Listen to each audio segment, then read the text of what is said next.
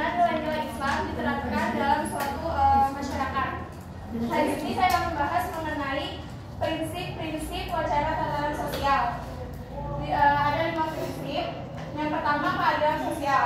Di sini ada 3 poin. Yang pertama itu persamaan di mata Allah. Maksudnya, Islam itu menekankan bahwa kita itu di mata Allah itu semua sama, setara. Mau suku, agama apapun, dari budaya apapun, itu di mata Allah itu pasti sama.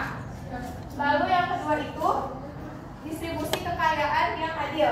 Maksudnya dalam mendistribusikan kekayaan atau harta, Islam itu mengajarkan untuk diberikan secara adil. Misalnya kayak distribusi dalam hal zakat, infak, sedekah, itu harus diberikan kepada orang yang memang membutuhkan.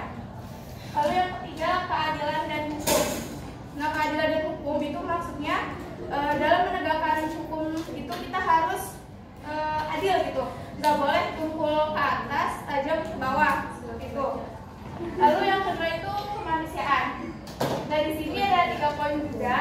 Yang pertama yaitu tentang kasih sayang.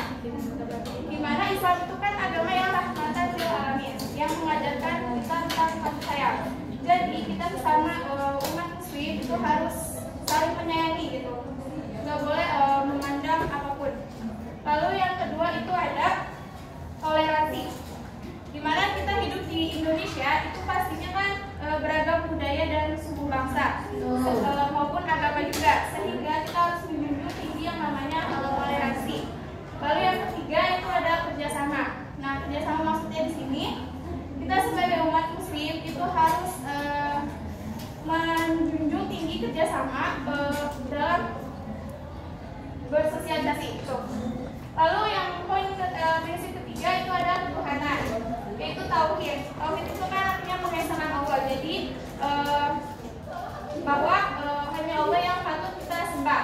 Lalu yang kedua itu takwa.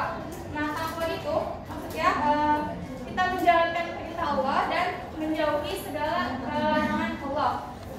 Lalu yang ketiga itu ibadah. Nah, ibadah maksud sini kita menjalankan ya beribadah itu semata-mata hanya karena Allah, bukan hal lain.